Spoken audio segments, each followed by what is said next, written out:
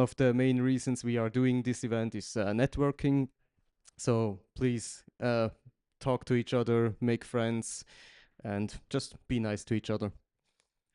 And one thing that I have not on the slide, but which goes without saying, please keep this space like clean and tidy. Yeah. So for our first timers here, so what is PHP Tokyo? So basically it's a meetup for PHP and Laravel fans and enthusiasts that has a more of an international feeling.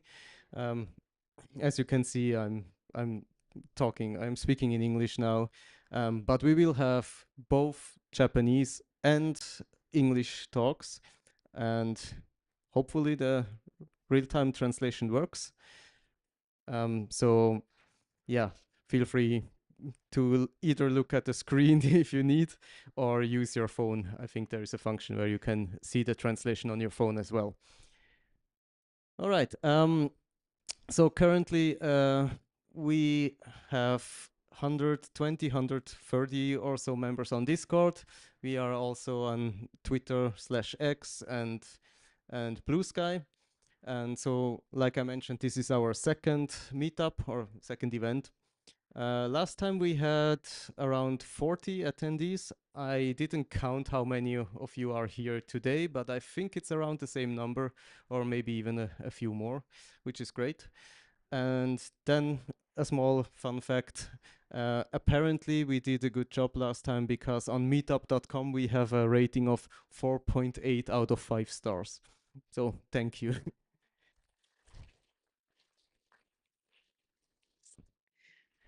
All right, moving on.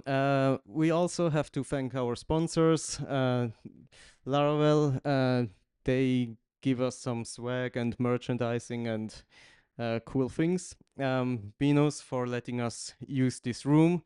And this time they also cover the drinks and foods and everything. So big thanks to BEENOS-san.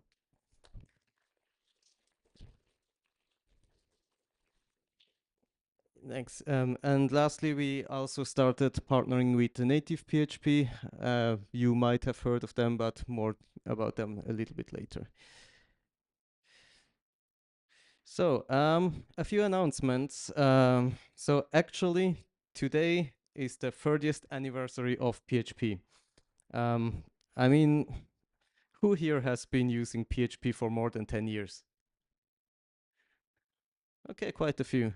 So all of you, you are pretty much aware that the most important thing that ever happened to PHP was wrong, PHP 6. But yes. Yeah. So for this anniversary, you probably all know JetBrains, the company. They create PHP Storm, WebStorm, and a bunch of other great tools. So for this anniversary, they are having like a live stream celebration. And the speaker lineup includes also the Taylor Otwell, the creator of Laravel. I think also the creator of Symfony and other frameworks will be there.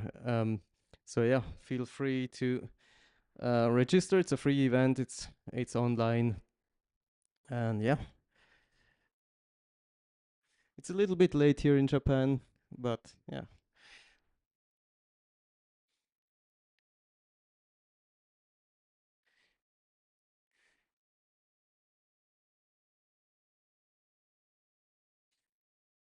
All right.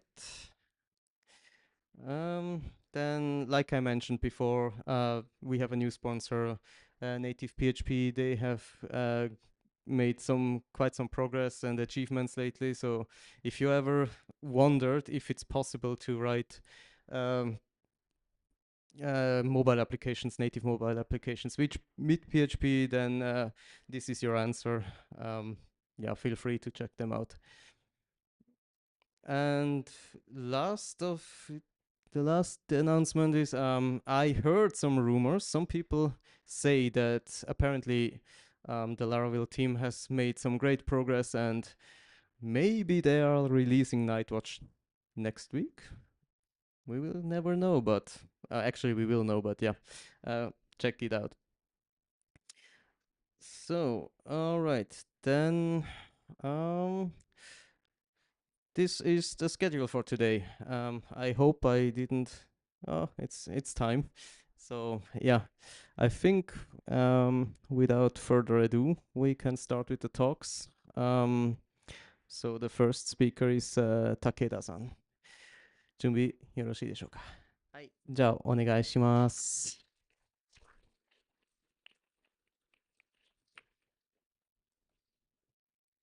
じゃあ、本当に。はい。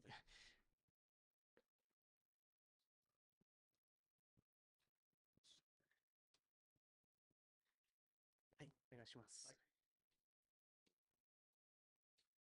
はい。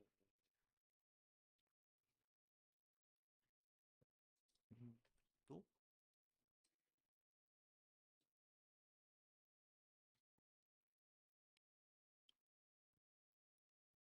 おお。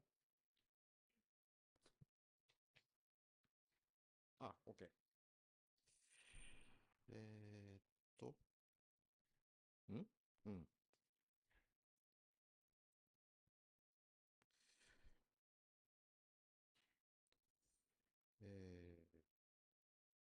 こうだ。Oh, hi everyone, my name is Kentaro Takeda. Today I want to tell you that the PHP development community is waiting for your contribution. Contributing to PHP itself a great way to level up your own skills as a PHP user. My goal in this presentation is to show you how you can help PHP grow and improve your own skills. This is my first time speaking English in public. Please let me speak slowly so that I don't make any mistakes. Oh, thank you. Thank you. Oh. Let me introduce myself. I've been using PHP for about 20 years. When I was a kid, I played with C a little bit, but that was a long time ago, so honestly, I can't write C anymore. I'm also PHP source contributor, and yes, let me say it again, I can't write C. So you see, you don't have to be a C expert to become a PHP contributor. And let me say again, because it's really important, PHP source is waiting for your contribution. How can you contribute to a PHP even if you don't know C? The official PHP website explains several ways. You can run tests on the latest versions, including RCs, and investigate any failures. You can submit a bug reports to GitHub or help maintain and translate the documentation. All of these ways you can start contributing right away. But in my opinion, if you are a PHP user who usually write applications, the most effective way to contribute is through testing. It's something you can do right away, and it really helps both you and the PHP project. Let's take a look how PHP tests are written. PHP tests use file with the PHPT extension, and they follow this kind of format. At first glance, it looks like a unique format. You will see some PHP code in the middle, but there are also other sections that aren't just PHP. Let's see what's going on here. First, there is a test section. This is where you write the name of your test. When you run the test, the name will show up in the test runner's output. Next is the file section. Here, you can write your PHP script just like you normally would. And then there is the expect section. This is where you write what output you expect from the script above. If the output from the file section doesn't match what you wrote in the expect section, the test will fail. That's how it works. PHP tests are actually pretty simple, right? So here's what I recommend. First, try running the test on the development version of PHP, not just the release version. If you find a failing test, investigate or fix it. But even if all the tests pass, why not try improving the tests themselves? You can make them clearer, add more coverage, or just clean things up. There is always something you can do to help. So why is this important? Let's take a look at the current state of PHP source. It's kind of surprising. Code from over 10 years ago is sitting right next to code from just a few days ago. PHP has become a pretty modern language these days, right? But if you look inside, you will see things are still like this. Sometimes these kind of things can become a real headache for PHP developers. For example, someone might make an improvement and suddenly an unrelated test fails. When then check the test, it's written in it's written in an old style they've never seen before, or maybe the test doesn't even work anymore because the CI environment has changed since it was created. Dealing with these situations can be really tough and time consuming for developers, but we users can improve it, right? Alright, so let's talk about how you can actually level up your PHP skills by working on test code. When you are writing test for PHP itself, you can't rely fancy language features or frameworks. The test needs to be a super simple, just pure PHP, focusing only the function or feature you want to check. It's all about showing your pure PHP skills without any shortcuts or helpers. The format these tests is really straightforward. You give some input to a function or class, and then check if the output matches what you expect. It's the same kind of setup you see on coding practice sites or programming competitions. Basically, it's all about your core programming skills. Not that you know how to read and write tests. Let's talk about how to actually find the codes you want to work on. Most PHP features are provided as extensions, and you can usually find the extension name in the introduction or installing section of the PHP manual. Once you know the extension name, it's much easier to track down the right place in the source code or the test. Let's talk about test file names. Most of the time, the test file is named after the function or feature it's testing, so it's pretty easy to figure out what it covers. You will also see files that start with GH or bug followed by a number. These match up with GitHub issues or old bug tracker ticket. If you want to know more about what a test is for, just look the matching issue number and you will get all the background. Let's look at a real example. Here is a test file called GH12423 for the PDO PGSQL extension. If you check the test, you will see it tries connecting to the database in a few specific ways and check that all of them succeed. But wait, these were already more comprehensive tests for database connections right before this. So why was the new test added recently? So it turned out there was a bug when the actual behavior didn't match the documentation. And it has been long since PHP 5.6, which was about 10 years ago. Like this case, by reading tests, you can discover a bit of PHP's real history. Sometimes you will stumble across changes that tell a story about how PHP has evolved over the years. So to sum up what we've talked about, start by picking a feature you are interested in. Then, spend some time reading its test or the related issues. Chances are you will spot something you want to improve, or you will learn something new about PHP that you didn't know before. It's a great way to get inspired and find your own learning or way to contribute.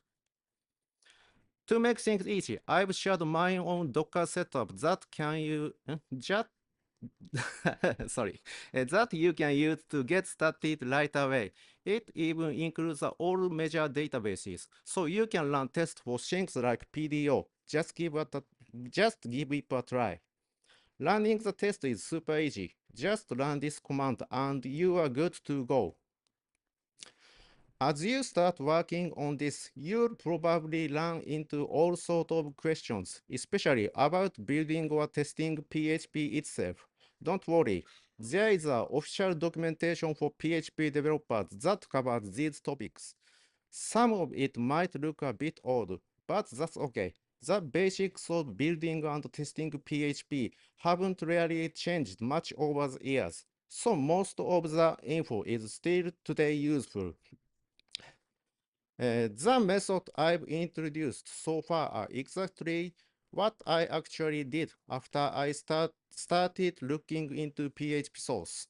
And I can say this experience brought me a big change to myself. Not only did I learn about how to use PHP and its history, but I also became able to add new features to PHP itself in C.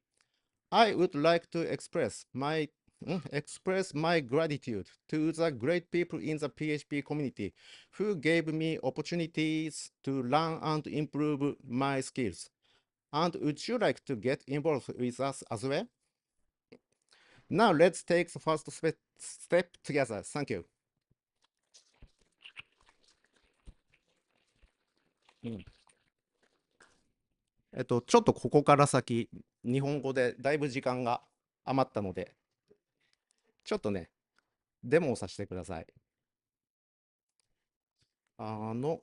そうか。先ほど、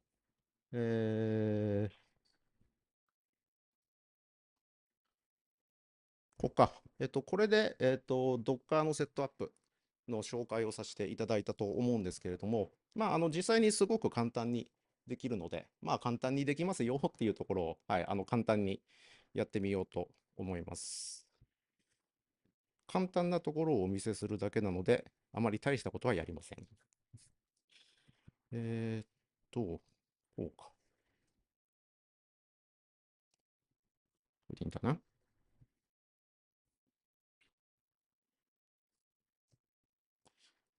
これが、先ほど、お見せした GitHub のリポジトリですね。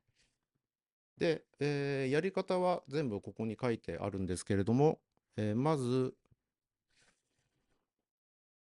普通にこのリポジトリを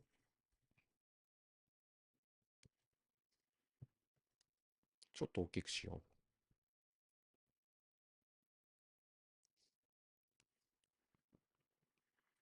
このリポジトリをクローンして、で、これ VS コードの、Dev コンテナで動くようにしてあるので、ここでは何もできないんですけれども、これコンテナで再度開く、または、リオープンインコンテナっていうのがコマンドパレットにあるので、それを選んでもらうと、そのコンテナの中で再度立ち上がります。ちょっと今ね、多分イメージのビルドをやってるので時間かかると思うんですけれども、じゃあこれやってる間にイメージのビルドが何をやっているのかっていうのをちょっと見てみましょうか。インフラとかやってる人はわかると思うんですけれども、実際に、このあたりですね、PHP のビルドに、必要なライブラリを、ダウンロードしていると。なので、ここのスクリプト、実際インフラ構築、そのまま、参考にしていただけるんじゃないかなというふうに、思います。で、そろそろ終わったかな。終わってました。終わったので、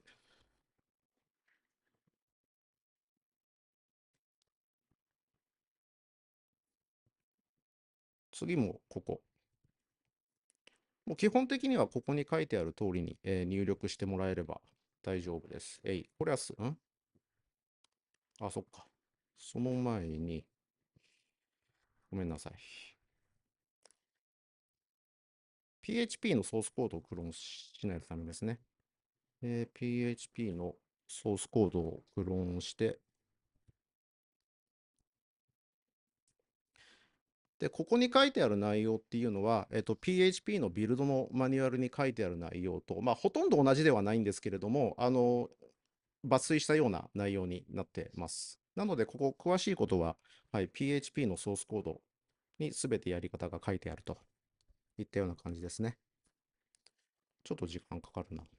じゃあ、もうちょっとこの辺解説しましょうか。さっきPHP の機能はすべてエクステンションという形で提供されているっていうふうに説明したと思うんですけれども、この辺のコンフィギュアオプションっていうのは、PHP のどのエクステンションを有効にしてビルドするのかっていうのを、ここで Enable なんとかとか With なんとかっていうところで、指定しています。これは皆さんに広く使っていただきたいので、片っ端から一通り全部ビルドをしてるんですけど、開発に慣れている人とかは自分の開発したい機能、だけを、ね、このコンフィギュアに指定することによって、ビルド時間を短くするといったようなテクニックを使ってたりとかもします。クローン終わったみたいですね。なので、さっきの、ビルドコンフというのを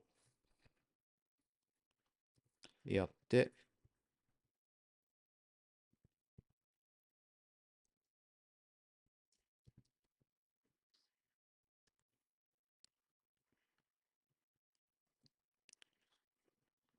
で、まあ、今、ここからここまでのコマンドを入力しました。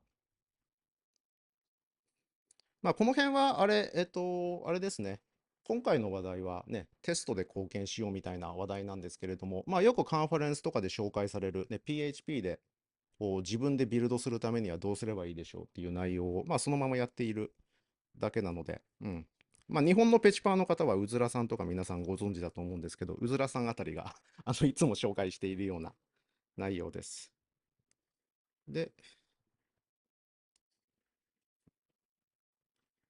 まあ、メイクもちょっと時間かかるんですけれども、少々お待ちください。そっか。その間に、この Docker のセットアップは PHP だけじゃなくて、PHP からデータベースに接続するためのやつも含んでいるので、例えば、ここで PSQL と入力するだけで、別のコンテナの Postgre に接続されてます。なんなら、MySQL と入力するだけで、別のコンテナの MySQL に接続されてます。パスワードとかね、省略できるようになってるので、だいぶ便利なんじゃないかと思います。あれ、バージョン、セレクト、そうですね。MySQL、今9なんですね。うん。ポスグレは17が入っているみたいですね。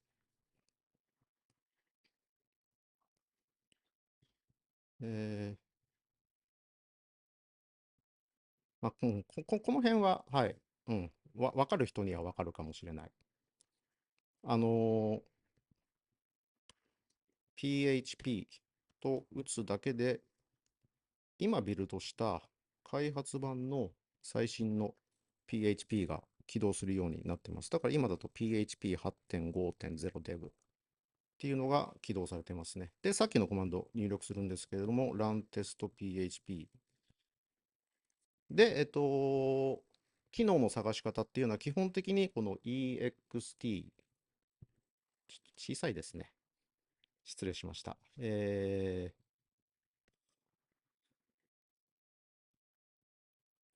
EXT というフォルダの下に、まあ、例えば MB ストリングみたいな感じでエクステンション名が入っているので、で、その下に必ずテストというフォルダがあります。で、これを実行すると、ずらずらずらずらずらーっと。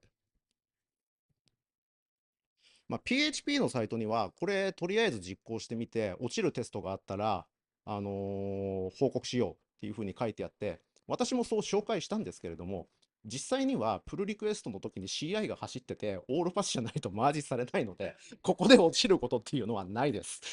はい。だからあれ、ある意味嘘書いているというような感じになりますね。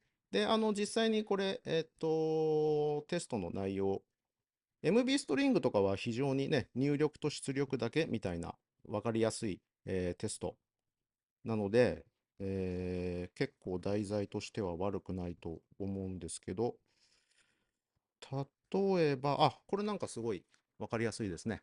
エンコーディングが EUCJP の状態で、テストと、出力した場合は、このまま EUCJP でテストってやるとこうなるんですかね。これがさっきの、ここからここまでの PHP スクリプトを実行した結果は、こうなっているべきっていうのがテストとして表現されているっていうような感じですね。なので、ちょっとここで、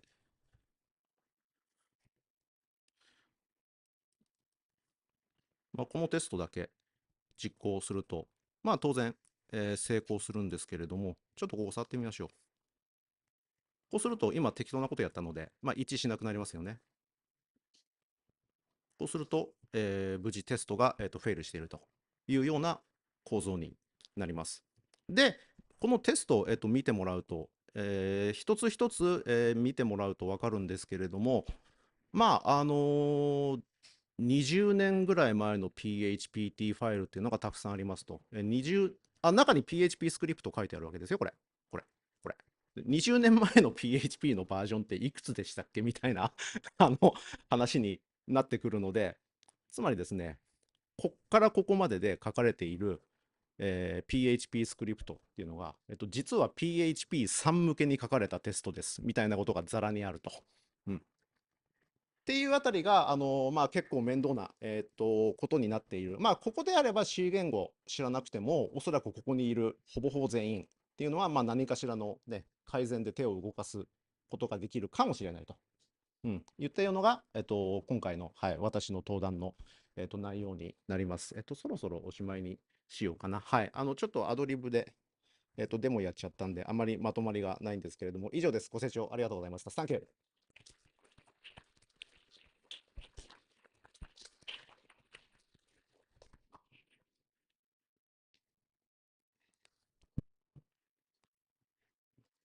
質疑とかあるんですか？大丈夫ですか？ありがとうございます。はい。Okay, thank you so much. That was very interesting. Actually had no idea that you could contribute in this way, even though you don't know C. So yeah, good to know. Let's all contribute to PHP, I guess. So we are a little bit ahead of time, but that's not a bad thing since we have a break coming up. So the next talk will be a lightning talk by Karthik from India. Please give him a big applause.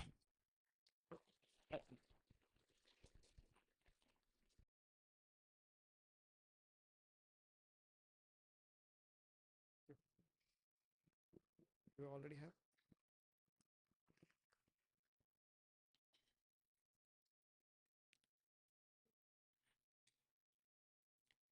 So, konnichiwa.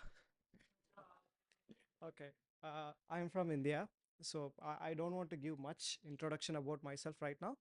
I'll just, you know, as you know, my talk is like how we can make development faster with AI, that is especially cursor AI. So, the biggest problem with AI, what do you think is the biggest problem with AI? When you are trying to develop something and when you write something, it will come back with something else. So what do you think it is the biggest problem when you're using AI? So if you, maybe I can show the slide.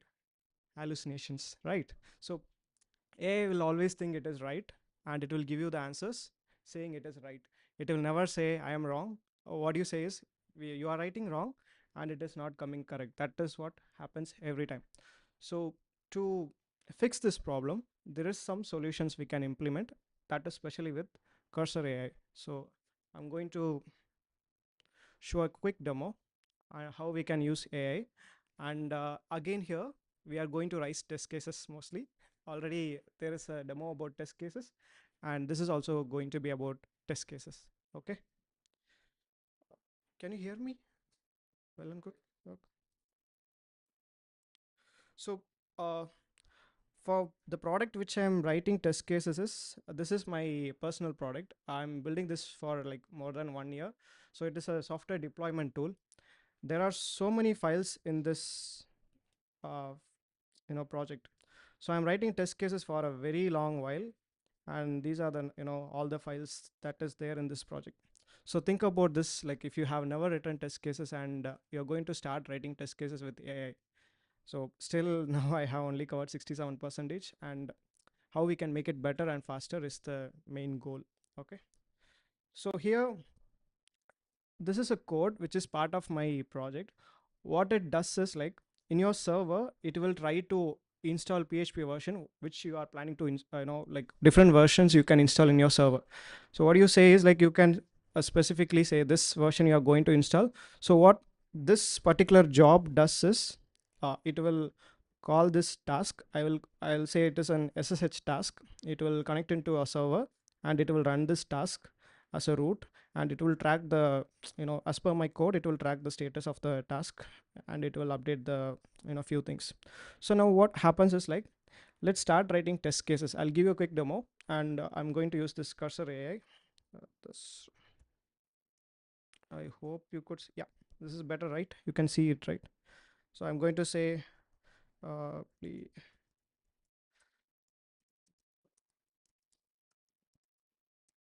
I mean, don't use please. Ignore it. Sorry. uh, uh, 1 second.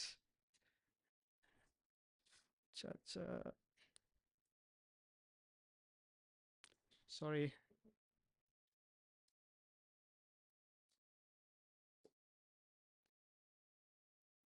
Mm, yeah. Oh, okay, I connected. I got it. Oh, yes. Yeah. So let's try again. Let's see what it does for this moment. Mm, it is trying some files.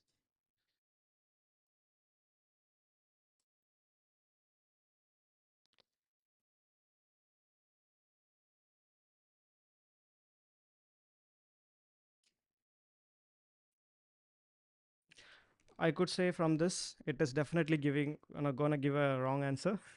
So much files it is searching. It keeps on searching. It keeps on searching. And oh god.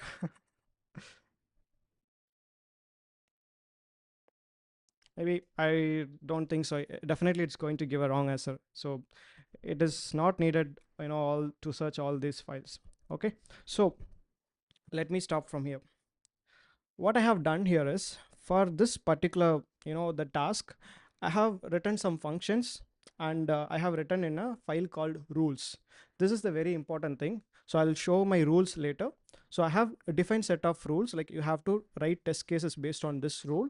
And what we are going to do is, same line, just add extra one thing.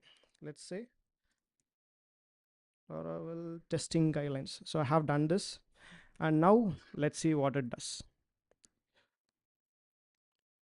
If it doesn't work, it's a different story. uh,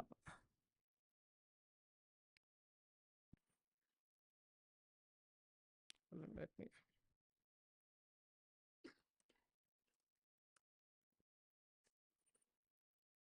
Oh, okay. Now we have this.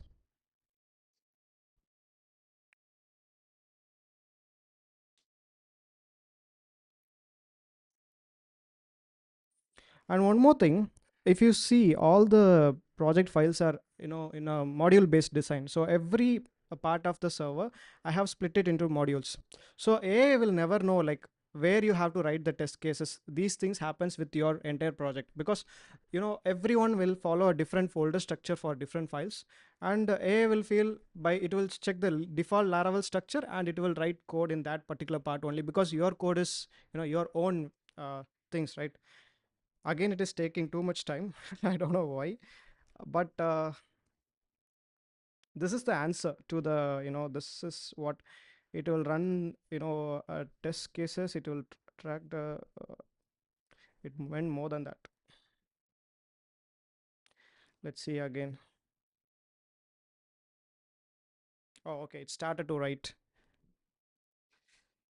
I have already added a test case for this file. I just deleted it, and for a quick demo I'm showing this file. Okay, we have the test cases.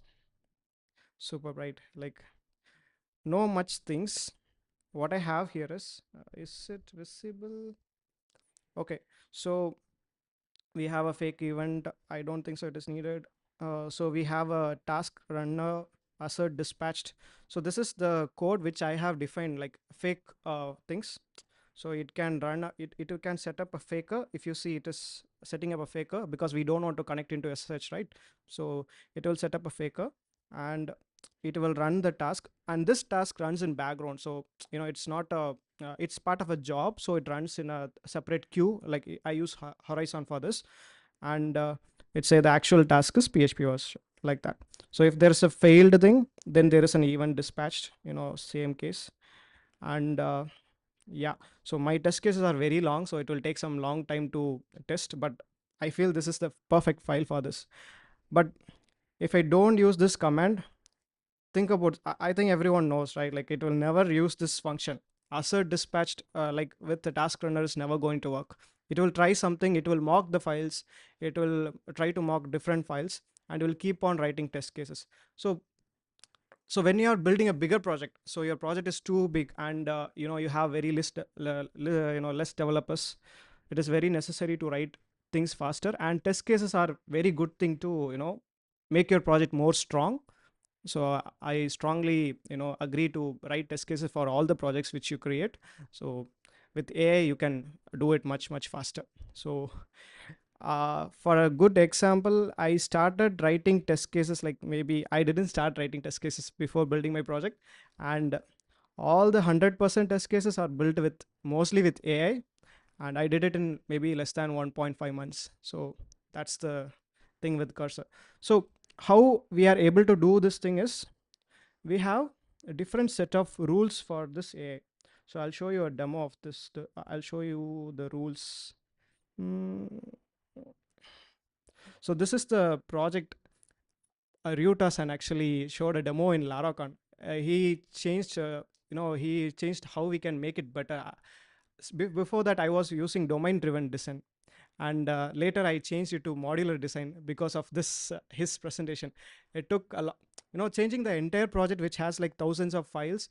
I started building this project maybe this project like last year it shows.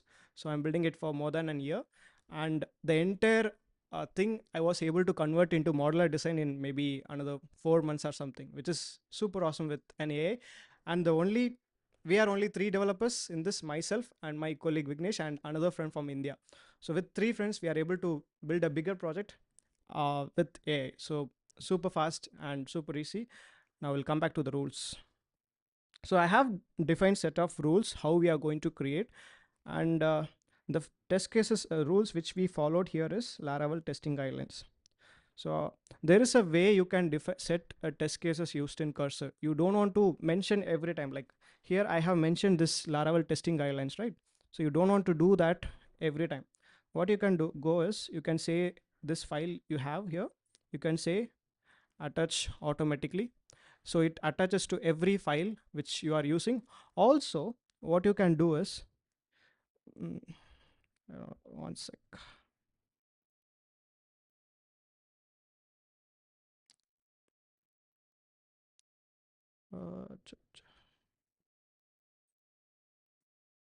I'm checking few files.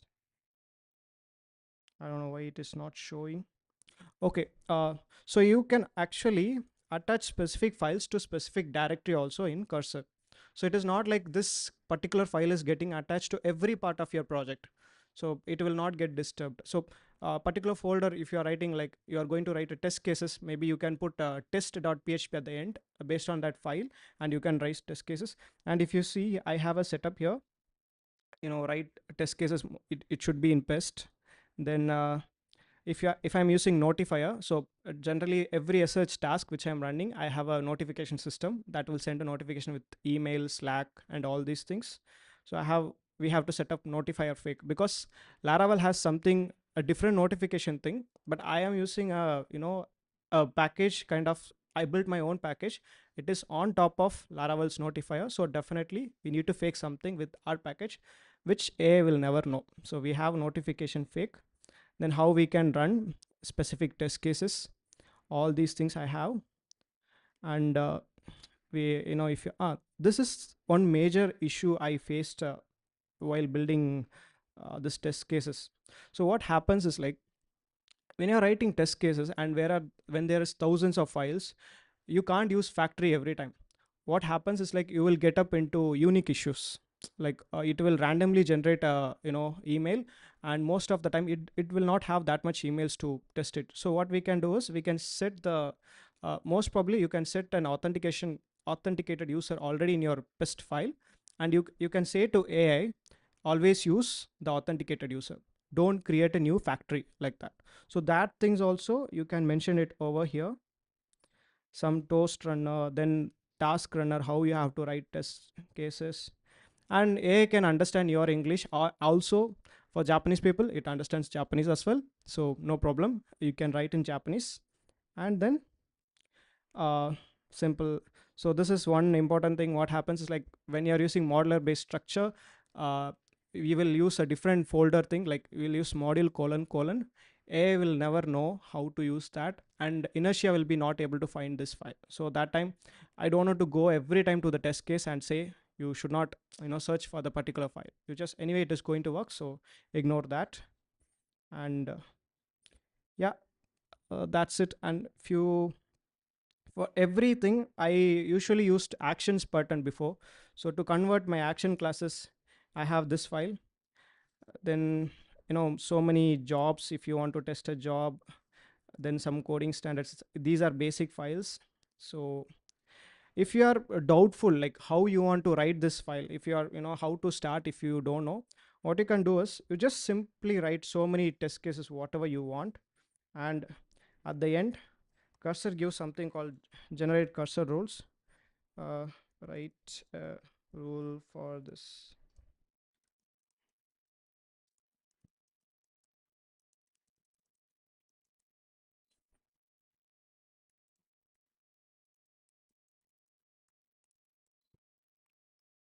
So if you do this thing, cursor will automatically generate a rule for you. So you don't want to write. It's hard to, for developers like me, I never like documentation, so it's hard to organize the rules. So what happens is, like, cursor will automatically create rules for us, and the rules are automatically built with cursor. So simple. And you can connect multiple rules also. If you see, it says C at test file, and you can connect multiple files, and you can write test cases. So that's it for the demo. And some more special features we have in cursor. Thing is, like, you just don't want, you can have multiple AI calls at the same time. So when you are creating one file, if you are sure about your rule, what you can say is, write a test cases for another file. That also you can do. So it's like 2-3 developers running in the same time, unless you have enough money in your credit card. So that AIs are a bit costly in that case. So that also you can do. And it also has memory function. So whenever you are doing something, you can say update your memory with this change, something like that. It creates, saves few things into your memory, and it will helps you writing test cases in later time. So yeah, that's it. And this is me. I am from India. I'm staying in Bangalore, India. So it's like IT sector of India, if you know. It's very famous. It's called Silicon Valley of India, in fact. I am like full stack developer with 7 years. Like, I'm working with during my college days itself, I started. Yeah, I mostly love Laravel. And then the next thing is Vue for me. Then Nest framework, React also. And I'm more fond of physics. I love physics. How, so, and yeah, that's why I love rockets. Every SpaceX video I used to see, and Indian rockets also. So that's it. Arigato gozaimasu. You can scan me.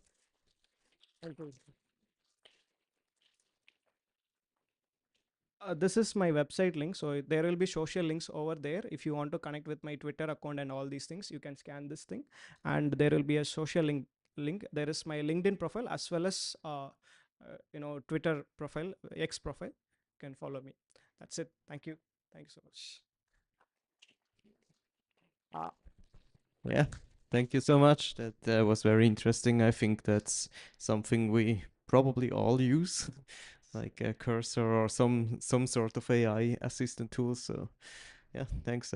I will implement some of these rules. All right. I think we. Yeah. One second. Yeah. Let me talk. One Okay. minute. Yeah. Sure. This is my first I would say international meetup, because I used to talk in Bangalore and few places only. This is my first time coming to Japan and first time speaking in front of Japanese people, and you've been a very nice audience for me. Thank you so much. Arigatou gozaimasu again.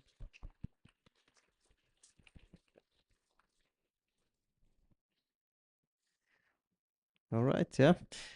So we have a short break of 10 minutes. So we will continue with the next talk in about 10 minutes. Yeah, from 1:30. So enjoy your break, grab some snacks or coffee or whatever. And yeah.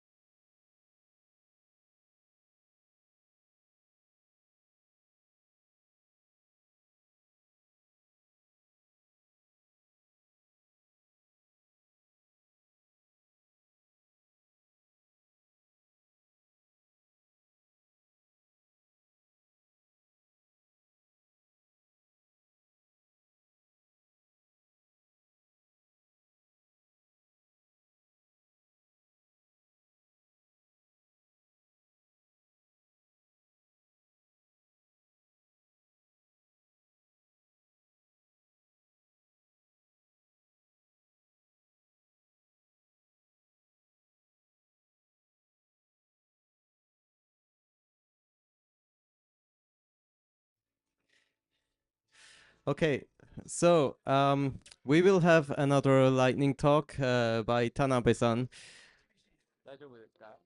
はい、拍手お願いします。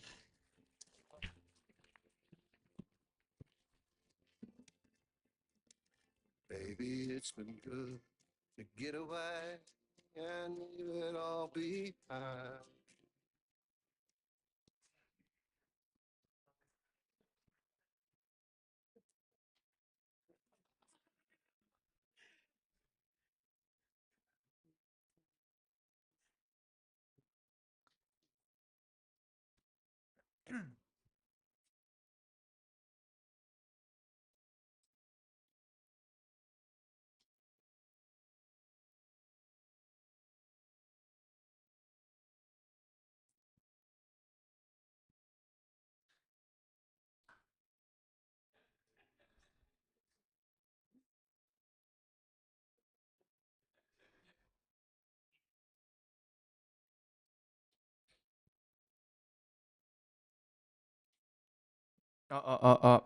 Okay.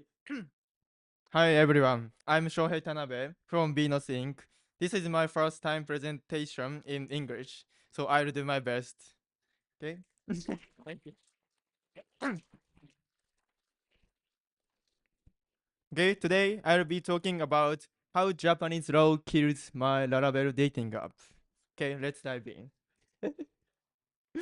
Okay, here is today's agenda.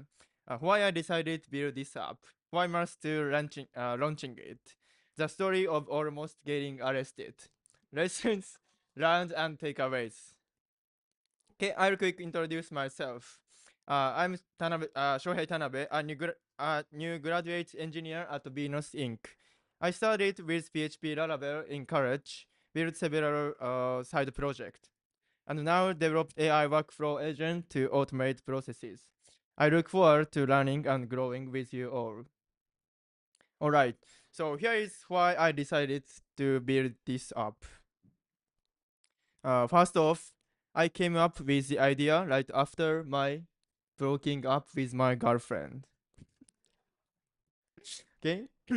Speaking of friends, some of them kept complaining, I really want a boyfriend or a girlfriend, but they didn't know where to start. I realized many students want to date, but they thought big apps were unsafe, like Tinder. Yeah. So I thought let's make a dating app campus only. Everyone goes to the same school, so it feels safer and more comfortable. Maybe everyone would be happier this way. Right, so let's talk about the road to launch. First, set launch date University Festival 6 months ahead. I picked our school festival about 6 months away as the official launch date. The idea was simple. If we launched on a day when lots of students were already on campus, we'd have user right away. And outsourced banners and site design. Next, hired a designer to create all our branding materials, logo variation, banner mockups, and the overall site layouts.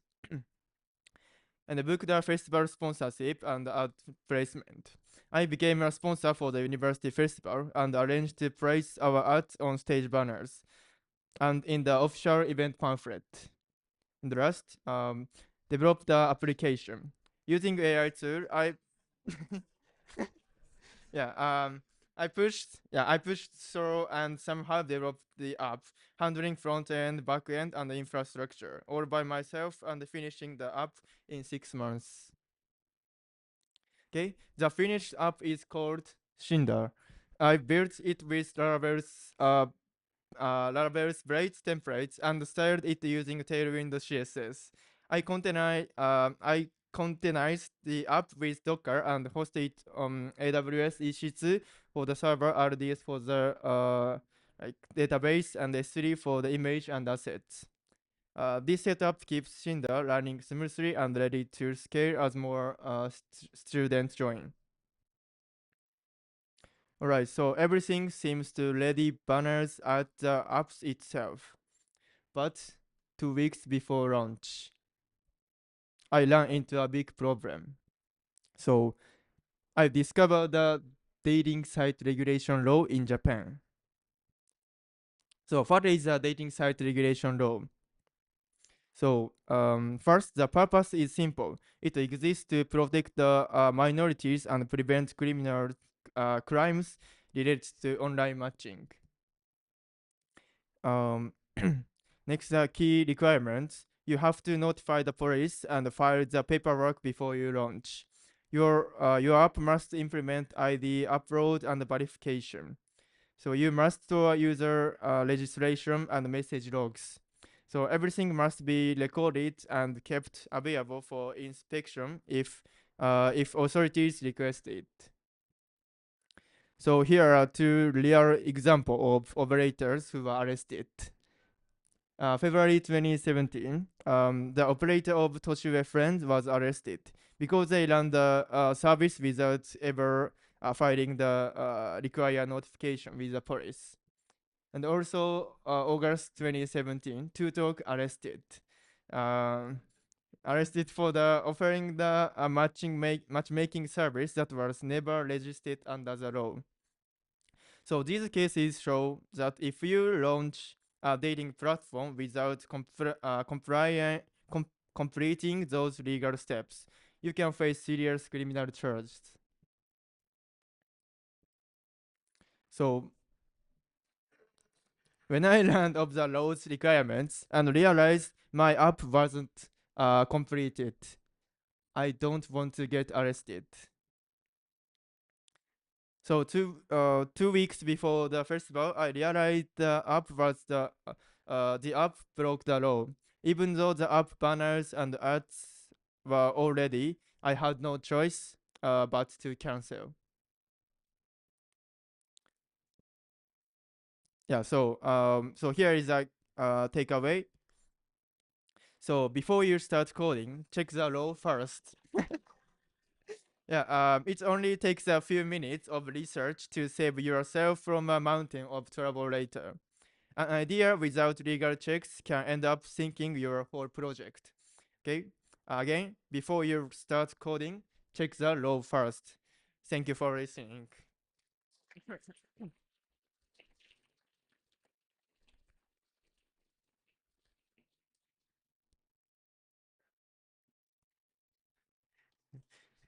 Yeah, thank you so much.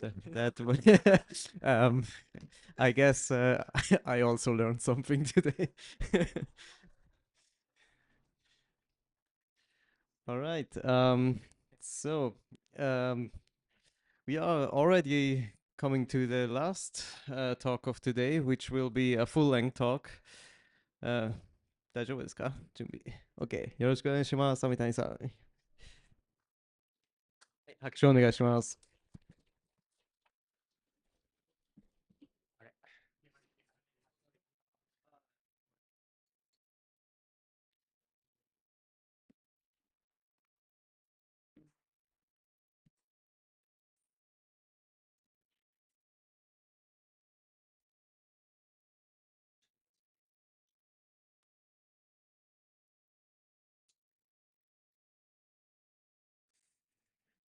少々お待ちください。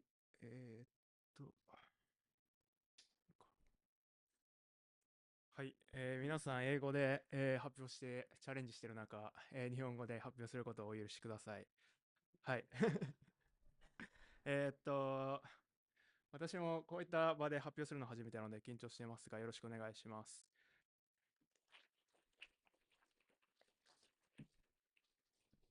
すみません、資料間違えました。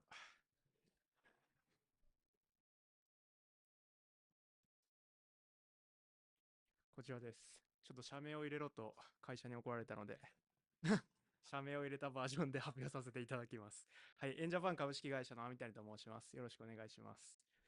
はい、自己紹介ですが、網谷と申します。バックエンドエンジニアをしておりまして、2019年からキャリアを始めて PHP を、これから、触り始めました。で、ララベルは2020年から、使い始めています。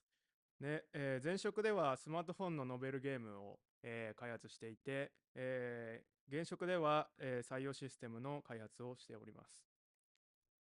で今回発表するリアーキテクチャ対象の採用システムですが、弊社が展開しているエンゲージという、求人支援システムでして、こちら9年、稼働しているシステムになっております。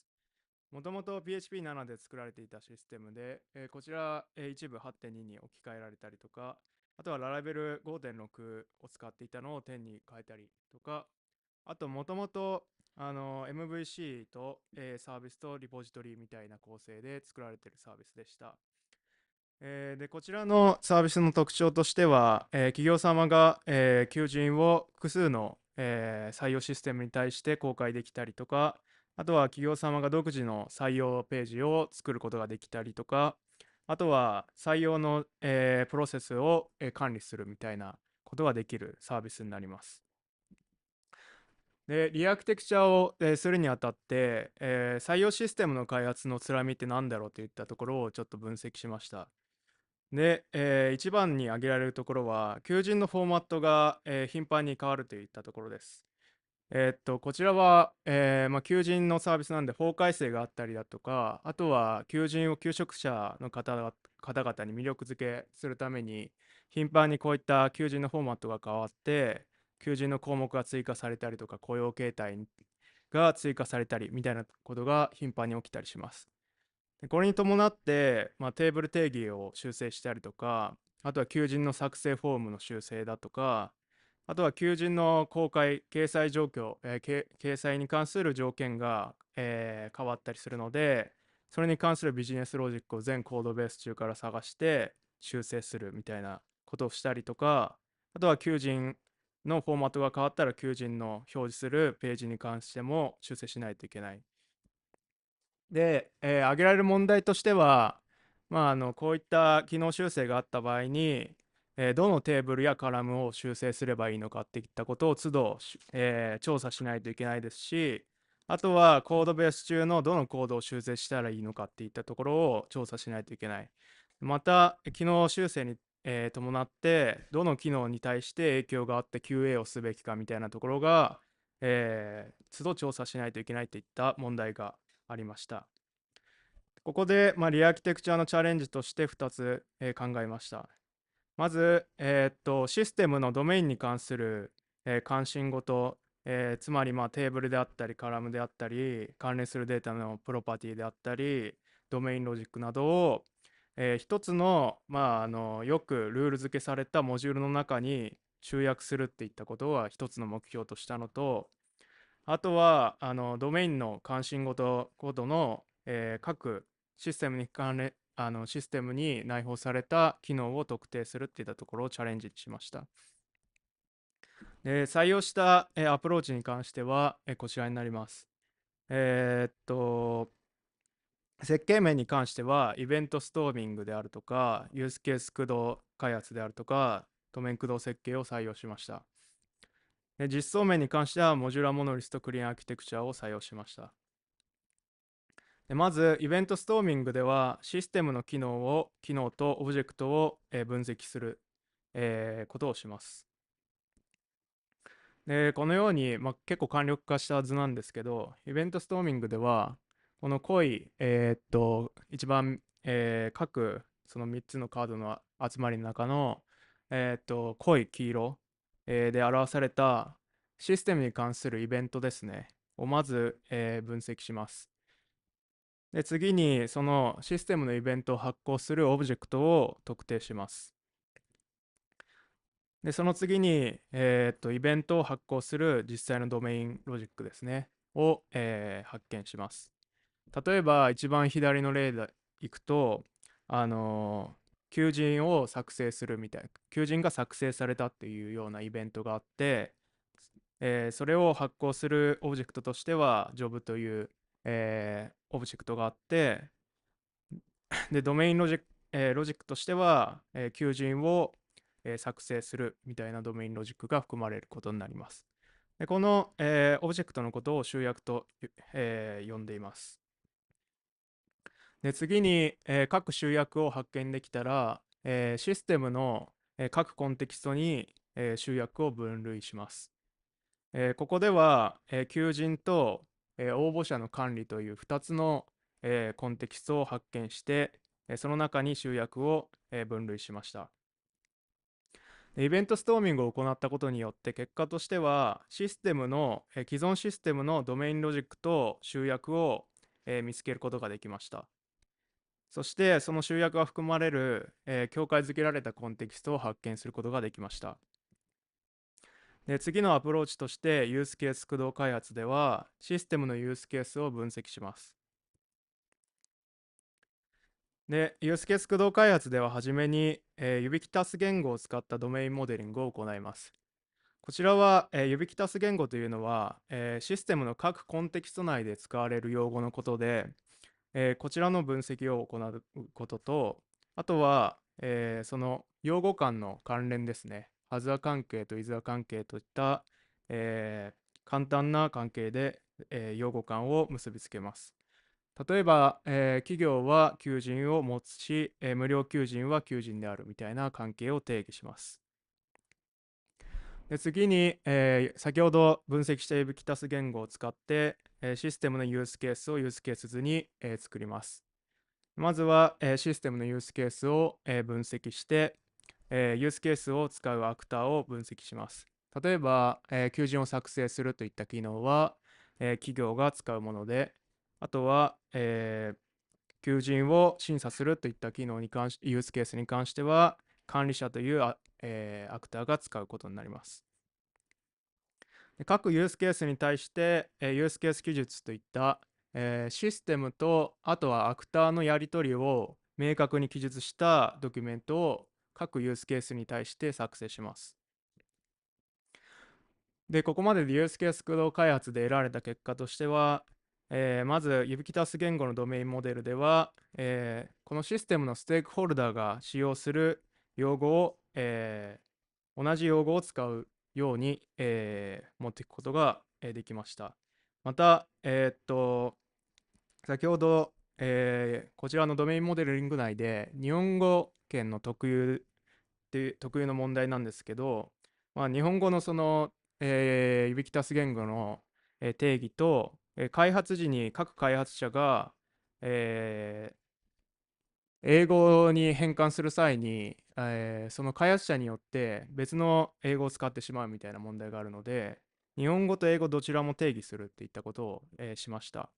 なので、コーディングの際に、開発者が同じ用語を使うようになったというような結果が得られました。また、ユースケースモデリングでは、システムのコンテキストをその中に含まれるユースケースで、分割することができました。で、最後に設計の最後ですが、システムの、オブジェクトを詳細に分析するのに、ドメイン駆動設計を使いました。ドメイン駆動設計では、ドメインモデリングとしてクラス図を作成します。で、ここで中心となる考えは集約になっていて、集約の中には、各、コンテキスト内の特定の関心事でまとめたプロパティを、一つの、同じ整合性とかライフサイクルでまとめた、プロパティをまとめて集約に含めます。例えば、求人という集約であれば、ID とか企業 ID とか、あとは、ジョブのタイトルであったり、エンプロイメントステータスとか、あとは、公開状態とかですね、を含んだりします。あと、集約の他に、集約を構成するバリューオブジェクトであったりとか、あとは、一つの集約で、ドメインロジックを表現するときが難しいときは、ドメインサービスといった形で、複数の集約を使ったドメインロジックはドメインサービスで定義したりします。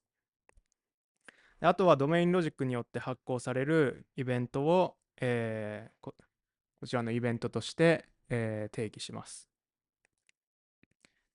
ちょっと簡略化した説明になってしまって申し訳ないんですが、ドメイン駆動設計では、得られた結果としては、システムの、参照系とか更新系である処理に関して、システムのデータにアクセスする際には、集約を通してのみ、行うことができるようになりました。また、システムのデータを、関心事があるプロパティに、よって集約にまとめることによって、システムの特定のデータにアクセスしたいときは、集約を通してより簡単に行えるようになりました。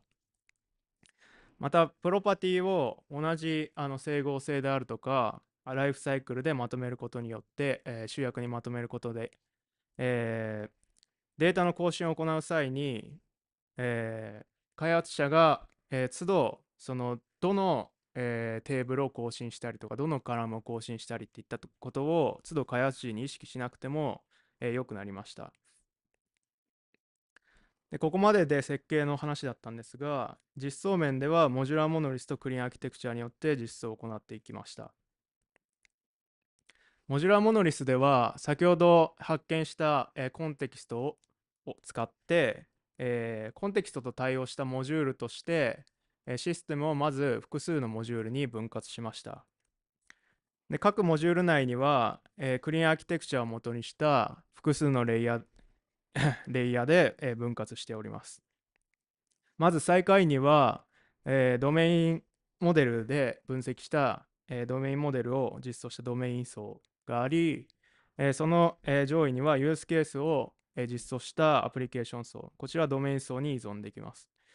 で、ユースケースを使って API とか、あとは CLI のコマンドを実装するようなプレゼンテーション層があって、また他のプロセスであったりとか他のライブラリに依存できるようなインフラストラクチャー層があって、で最上位として、Laravel のプロバイダーであるとかミドルウェアを含むフレームワークというレイヤーを作りました。でまた実装面に合わせてテストのストラテジーに関しては、私たちは、統合テストとあとは単体テストという分類に分けました。でこの分類には、テスト対象のオブジェクトが、何に依存しているかによって分類をしています。でフィーチャーテストに関しては、テストをする際に、他のプロセスのシステム、例えば DB とか Redis とか AWS などですね、に依存しているテストに関してはフィーチャーテストと、しました。でそれ以外を単体テストとして、これによって単体テストは、他のシステムに依存しないテストになるので、よりシンプルに実装できて、高速に、実行することができるようになりました。でまた MOC ストラテジーに関しては、各レイヤーに対して、決めています。ドメイン層に関しては他のレイヤーに依存しないので基本的に MOC を使用しないです。アプリケーション層とプレゼンテーション層は、他のレイヤーに依存しててかつ、他のプロセスに依存する場合はそのオブジェクトを MOC します。でプレゼンテーション層に関しては API とか CLI のコマンドを実装してますので、そういったもののテストに対しては API が実際のコードを使って、実行できているかどうかもテストしたいので、そういった場合は API のハッピーパスのテストを作って、そのハッピーパスのテストに関しては可能な限り MOC を使わずに実際のコードを動かすようなことをしています。でインフラストラクチャー層のテストに関しては、可能な限りこちらも MOC を使わないでテストしたいんですが、テスト中にコントロールできる外部プロセスとそうでない外部プロセスがあります。例えば DB とか Redis はよく、テスト用のコンテナを作ってテスト時にはそのコンテナを使って、テストを行うので、こちらはコントロールできる外部依存となるので基本的に MOC は使わないです。それに対して AWS なんかはテスト時に都度インスタンスを立てるなんてことはできないので、そちらに対しては、MOC を使ったりします。で実装に関しては、簡単な例をリポジトリに実装しましたので、ちょっと細かいところを見たい方はこちらを見ていただければと思います。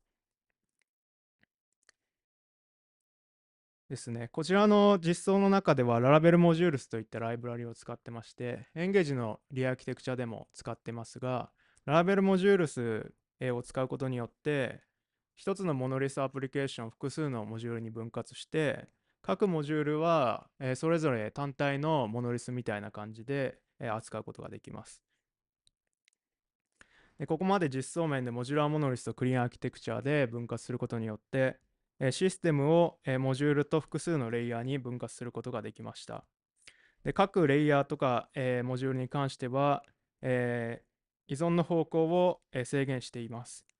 これによって、各機能の修正に関しての影響を、特定しやすくなりました。また、モックの、依存性のモックに対しては、テストストラテジーを設けることによって各レイヤーのテストは独立して行えるようになったので、テストの実装がより簡単になり、テストの実行がより高速になりました。で、ここまでで得られたものとしては、システムを、我々は、ユースケースとドメインモデルを使ってコントロールができる状態になりました。で、初めの問題としてあった、どのテーブル、機能修正時にどのテーブルとかカラムを修正すればいいかっていう問題に対しては、ドメインモデル内の集約がそのテーブルとかカラムに対するデータアクセスを担当するようになったので、ドメインモデルから、集約を探せばいいようになりました。で、また機能修正時にどのコードを修正すべきかっていった問題に対しては、ユースケース図の中からユースケースを探して、でどのユースケースを今回の機能修正時で修正すればいいかといったところを特定して、ユースケースに関連するコードを修正するといったアクションをすればよくなりました。で、機能修正時の影響に対しては、ユースケースを特定できますので、そのユースケースに依存するコードに影響があるといったような形になります。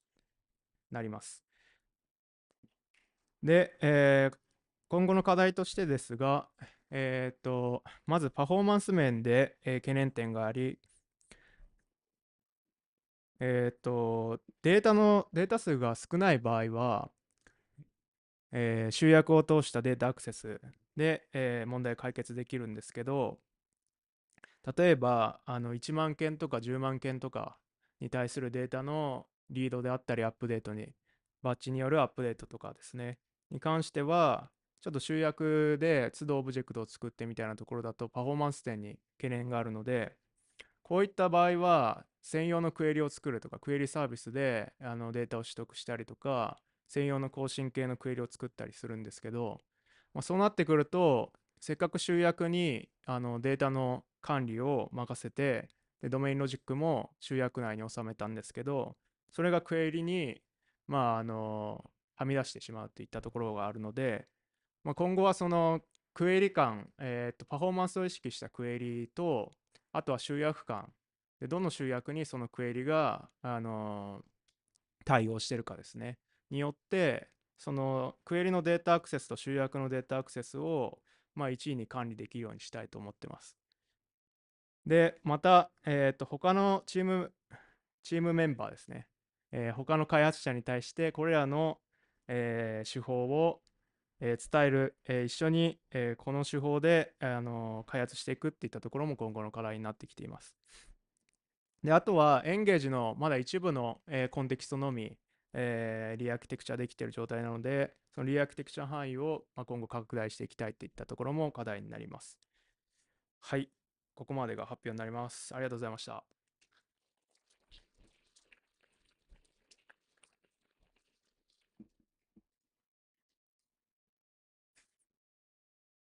ありがとうございました。I think with that we have concluded all the talks for today. But before we get the pizza delivered, we have another round of giveaways. So yeah, have fun and good luck.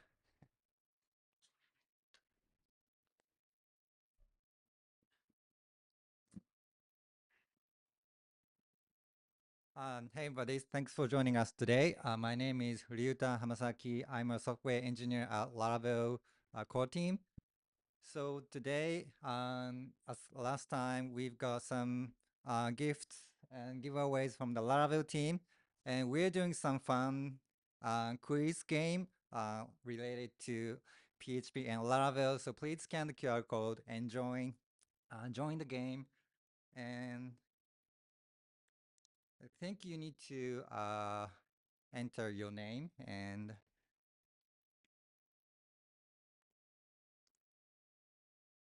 so if you join the game, your name will appear here on the screen.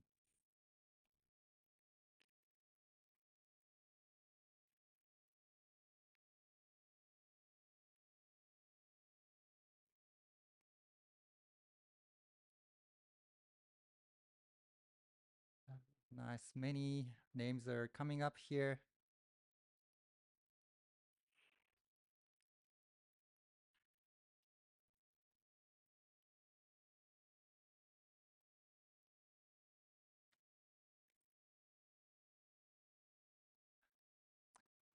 Is everyone ready? Is someone still joining? Okay, so I'll wait for another 5 seconds. 5, 4, 3, 2, 1.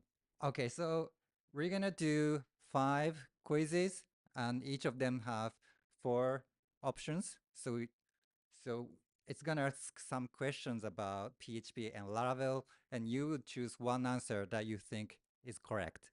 All right. Okay. So what is the first question? Okay. So yeah. What did the letters PHP originally stand for in PH? And you have to answer in 10 seconds. 5, 4, 3, 2, 1. It's the correct answer. So over the over the 50% of people think PHP hypertext preprocessor is the correct answer. Let's see what is the correct answer. Personal homepage tools. So that's the original name of PHP. So you shouldn't be using PHP for business. You're supposed to use it only for your personal homepage, right? Okay. Okay, let's go to the next question.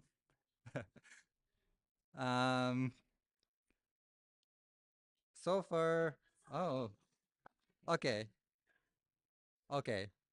So we're showing those top 5 people all the time. So let's go to the next question. What did Taylor Otwell, creator of Laravel, name the framework before it was publicly released as Laravel? ララベルは正式にリリースされる前、テイラー・オッテルは何て呼んでたでしょう？ Seed PHP, Boot Plant, PHP on Rails, Illuminate. Oh, PHP on Rails is quite popular. I'm not sure what DHH thinks about it. Okay, so what's the correct answer? Boot Plant. Actually, I learned about it last night. I didn't know about it.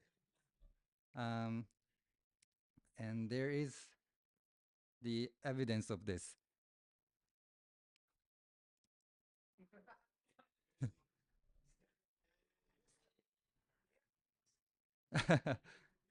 Okay. Okay, let's go back here. Okay. Which of the following features was first introduced in PHP 8.4?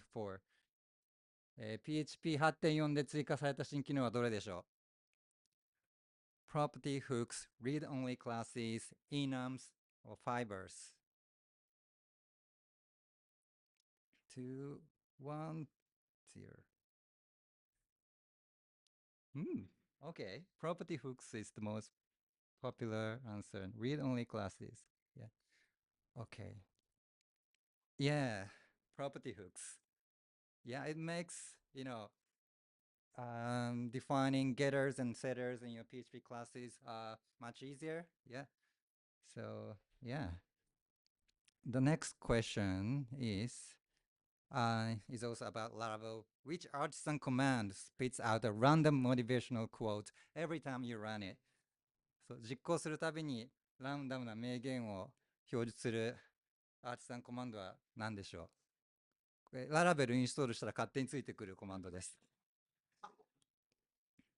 Yeah, it comes with Laravel by default when you install Laravel. Okay. PHP artisan joke, PHP artisan motivate, inspire, cheers. Okay. PHP artisan. Yes, many people got it correct.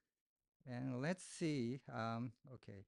If I run it in my one of the Laravel project, maybe, yeah, maybe not, maybe not. Okay.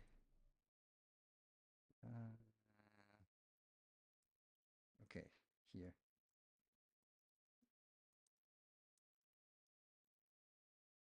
Yep. Yeah.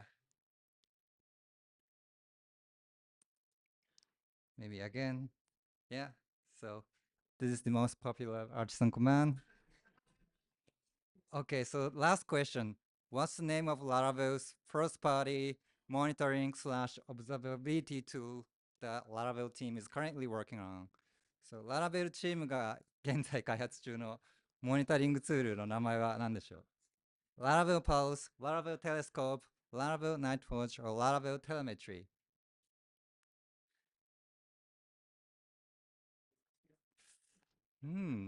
Okay. Right. Let's see what's the answer. Okay, Laravel Nightwatch. I think David already mentioned it in his opening talk. So actually, I am working on Laravel Nightwatch in the Laravel core team, and we're about to launch it in a few days. Yeah, maybe Tuesday, Wednesday, Thursday. I don't know. So I've got to work on it tonight because we're still fixing some bugs. Okay, so thank you, everyone. So let's see who got the right.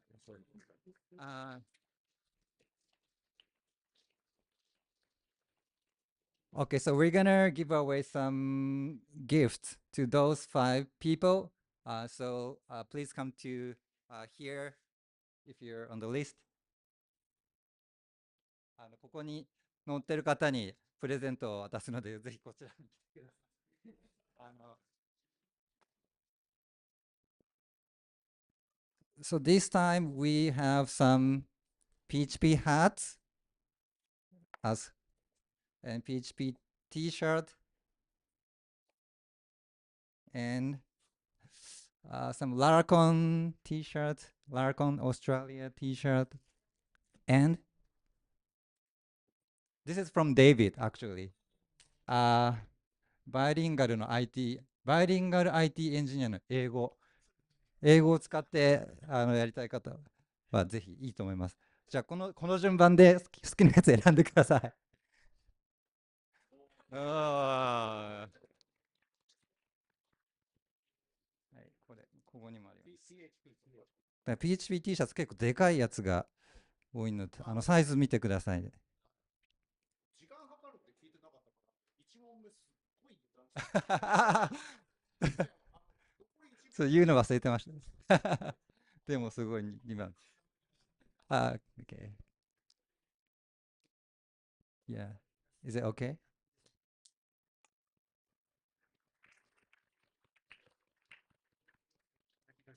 Yeah, yeah, sure. Thank you. ありがとう。見てください、どうぞ。この辺非売品。全部非売品か。Yeah. Thank you. Thank you very much. Okay.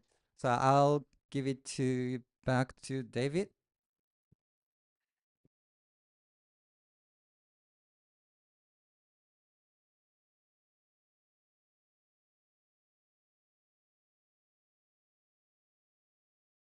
By the way, this is the Laravel Nightwatch. Yeah, that's it.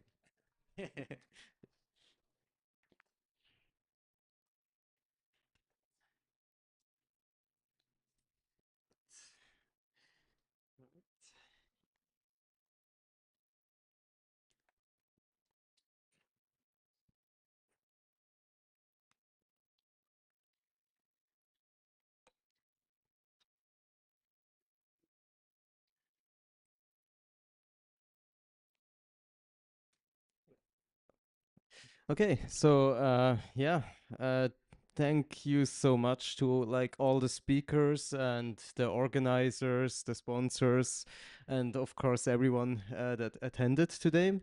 It was a lot of fun, very interesting topics. I hope next time we will have another great variety of topics and talks. So if you want to become a speaker, then please go ahead, scan the QR code, apply. We are always looking for speakers. We are focusing mostly on PHP and Laravel and stuff like that, but it can also be like if it has something to do with modern web technologies, trends, anything in that regard is also more than welcome. So yeah, feel free. And we are looking forward to see many applications. All right. And then, as I mentioned, we want to improve our events. We want to be better every time. So please give us your honest opinion, your feedback. And yeah, we will see how we can improve PHP Tokyo.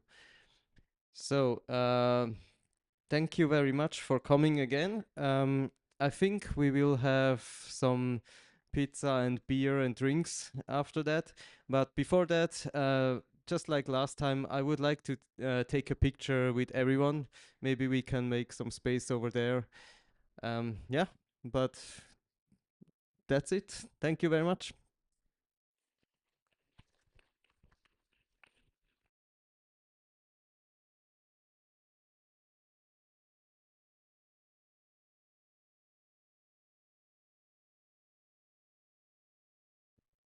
Okay, can we make some space around here and take a group photo with everyone?